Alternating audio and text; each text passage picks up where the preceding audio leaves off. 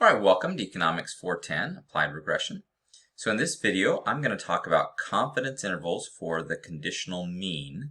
So that's the mean of the y, or response variable, given a specific set of values for the independent variables, the x variables.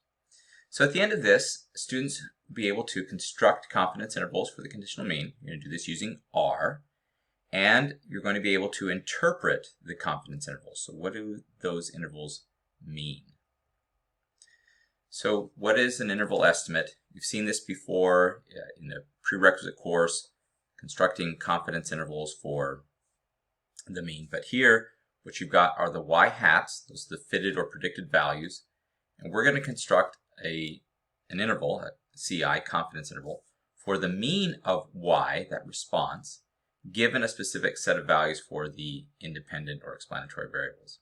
So you're going to take a specific set of values for the independent variables. So just making up some numbers here, just you've got an x1, it's 2, x2 is some number, blah, blah, blah, all the way out to the end.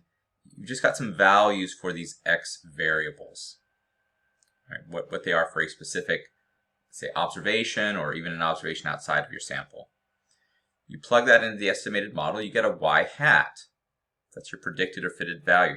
And that's an unbiased estimate for the mean of y given, conditional on, that set of x values. Well, we're just going to build an interval for that, similar to the way that you would have done in a prerequisite course, building an interval, confidence interval, for a mean.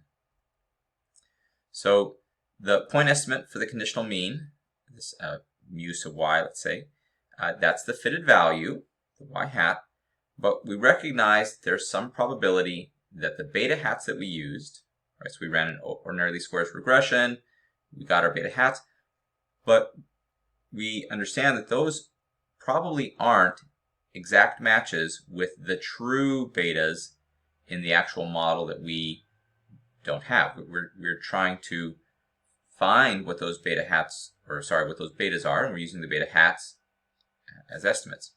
So if our beta hats aren't the true betas, hopefully they're close, of course, but that implies there's some probability that the fitted value is not the true conditional mean. So we're simply constructing an interval, so we've got a higher probability of containing the true conditional mean. So I'm going to give an example in R. I'm going to use the supervisor performance data.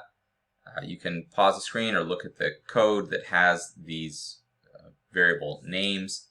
This is a data set from Chatterjee and Hadi. So you can pause and read those off or look at the code that's in Canvas. So we're going to use the x variables to predict y. That's an overall job rating. And what we're going to use is this predict function with the option that says interval equals confidence. So I'm going to go to R and do that. All right, so I've already got this first part up here that you've seen before, presumably.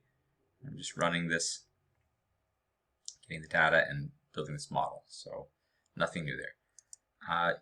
In a previous video, I showed a confidence interval for the parameter estimate, so we can do that for x5, let's say. We can do it for something else, but we've seen that before. So now what I've got here in this, so I'm looking at a new observation, something that's out of sample.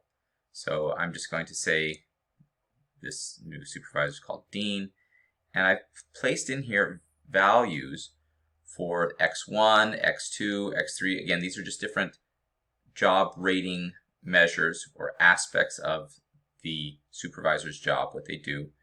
And I've just chosen some values based on looking at the summary for the data set. And so I've got this potential new supervisor that's got these attributes, these ratings. And I want to know what their overall rating might be. So I have this new supervisor here. Put that in. And then I'm going to use this predict function here. And I'm choosing the interval as confidence So I've got the new supervisors, the new data set, got interval equals confidence, and I'm going to choose level of 0.9, so it's a 90% confidence interval. Run that, and it gives me the, down here at the bottom, it gives me the fitted value, the lower value for the interval, and the upper value. So this here, this is the y hat, and then these is these values are the values for the interval, right? So the interval would look like 63.637, or however you want to round it, out to 69.2, let's say. That's what I've got there. All right, so again, you're just going to use that predict function, and the option is interval equals confidence on that. So now, take just a minute and check your understanding. So true or false, the confidence interval is built around, that is, it's centered on, the fitted value.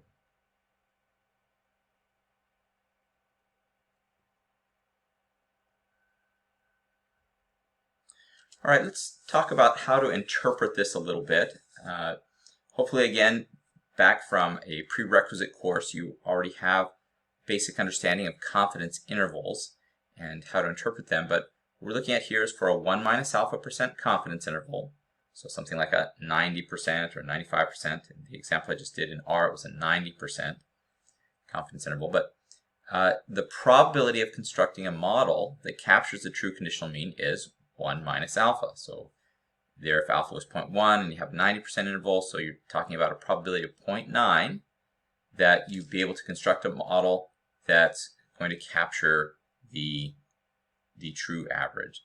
So in the example I just did in R, if you have a group of supervisors with the given X ratings, that you could go back and look at the code to see what numbers I chose there, but we are 90% confident that the average overall rating is between 63.64, and rounded a little bit from what you saw, and 69.2.